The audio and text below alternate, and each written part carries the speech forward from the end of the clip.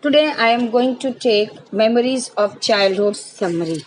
This chapter has been divided into two parts. One is written by Jitkala Sa, that is cutting off my long hair, and another one is by Bama, We Too Are Human, B.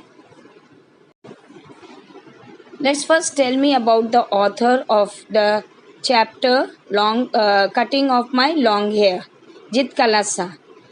Gertrude Simon Bonin, born in 1876, was an extraordinarily talented and educated Native American woman who struggled in a time when the people were discriminated on the basis of their races. Her work criticized dogma, and her life as a Native American woman was dedicated against the evil of oppression. Now let's see the chapters or the summary. Jitkala Sa described that her first day in the land of apple was extremely cold. The ground was fully covered with snow, whereas the trees were not covered with snow. A bell rang, indicating breakfast time. It was a loud sound that broke through the part of bell tower and reached into their sensitive ears. The disturbing sound of the tiptoe of the shoes was making the writer restless. There was a continuous noise everywhere, as if the sound were clashing with each other. There were people who were talking in an unknown language. She got so disturbed that she felt as if her freedom was lost. A woman with yellow face and white hair went up to see the girl. Jitkala Sa was standing in the line of the girls who were heading towards the dining hall. She described that they were the Indian girls who belonged to her community and who were wearing tight shoes and a tight-fitting dresses. The girls, small girls especially, had not covered their shoulder with a wrap, and their hairs were cut short. Jitkala Sa was walking without making any noise of her shoes. She felt very embarrassed when her shawl was removed from her shoulder. All the other Indian girls seems to be very indecent to her because everybody were wearing the tight-fitting clothes, which was not good according to Jitkala Sa, or it was not modest according to Jitkala Sa. Then she says that a small bell rang and all the students dragged their chairs. Jitkala Sa also pulled her chair from under the table and she sat on it. But she found that everybody was standing except her. The next bell rang and everybody they sat on the chair. Jitkala Sa was not finding or having so much of courage to stand. Then the third bell rang and she found that everybody were using their fork and knife and they had started eating. But Jitkala Sa was very embarrassed. She was helpless to do or to know what to do. When she saw that everybody were eating, she was perplexed, confused what to do. She was about to cry. Suddenly she saw the white woman talking to a man looking at her. Then she met her friend Judwin, who was also from her community. Judwin could understand a few words of English because she had been here before the arrival of Jitkala Sa. She told Jitkala Sa that she heard the white woman talking about cutting the hair of Jitkala Sa.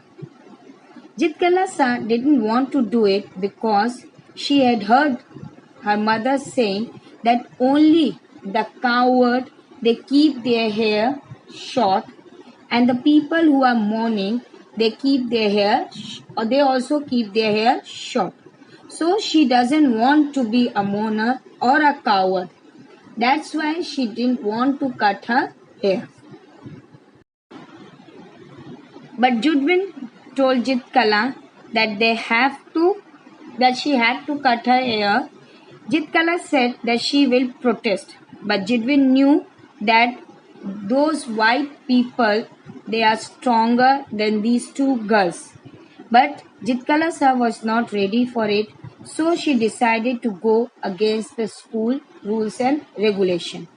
When nobody was looking at her and everybody they were busy with their work, she went upstairs quietly without being noticed. She was trying to walk very quietly so that nobody should come to know where she was going. She crossed the hall and went into a room. She entered into a room which had three beds and a green curtain, and the room was totally dark. She then crawled under a bed and she hid herself there and was now waiting for the others to find out. Everyone started searching for her, and finally she was caught. When she was being brought down, she was kicking her leg, she was shouting, she was scratching everybody. But she was tied up with the chair and her hair was cut down. She felt so depressed and humiliated. She reminded of her mother, who would have comforted her during this hard time. At the end, she gave up to her herders. Herders means those white people or the people who were running the school and the hostel like a tamed animal. Now we are going to deal with the second part of the chapter, Memories of Childhood. We too are human beings, written by Bama. When Bama was studying in the third class, she had not yet heard people speak openly of untouchability. But she had already seen, felt, experienced, and been humiliated by what it was. She was walking home from school one day. It was possible to walk the distance in 10 minutes, but it would usually take her at least 30 minutes or an hour. She watched all the fun and games in the street, the shops, and the bazaar. Each thing would pull her to a standstill and not allow her to go any further. Speeches by leaders of political parties, street play, puppet show, stunt performance, or some other entertainment happened from time to time. She watched waiter pouring coffee in other tumbler to cool it, people chopping up onion with eyes turned to other side. According to season, there would be various fruit. She saw people selling sweet and tasty snacks. One day, she saw in her street a threshing floor set up in the corner. The people were driving cattle in pairs round and round to crush the grain from the straw. The animals were muzzled. She saw the landlord seated on a piece of sacking spread over a stone slab. He was watching the proceeding. She stood there for a while, watching the fun. Just then she saw an elder of the street coming from the direction of the bazaar. He looked quite funny, the way he was walking. He held out a packet by the string without touching it. Then he straight went to the landlord's house and extended the packets toward him. The landlord, without touching the elder man or the string, he took the packet and started eating. She told her elder brother the story with, with its comic detail. But his brother, Annan, was not happy. He told her that the elder was carrying the package for his upper caste landlord, and these upper caste landlord believes that the people of low caste, if they touch them, then they would become polluted. That was the reason why that elderly man was carrying the packet by a string. She became sad on listening this. She felt angry towards the people of upper caste. She thought that these miserly people who had collected money somehow had lost all human feeling. She was talking about the high caste people, but the lower caste were also human beings. They should not do pity job for them. They should work in their field, take their money and leave it to them. Anna Her elder brother was studying at university. One day he was coming back and to go to the library in order to borrow book. On the way, he met the landlord's man.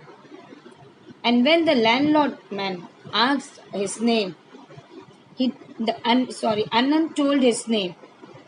Without knowing his name, they were interested to know not his name, but they were interested to know his street. The street would indicate their caste.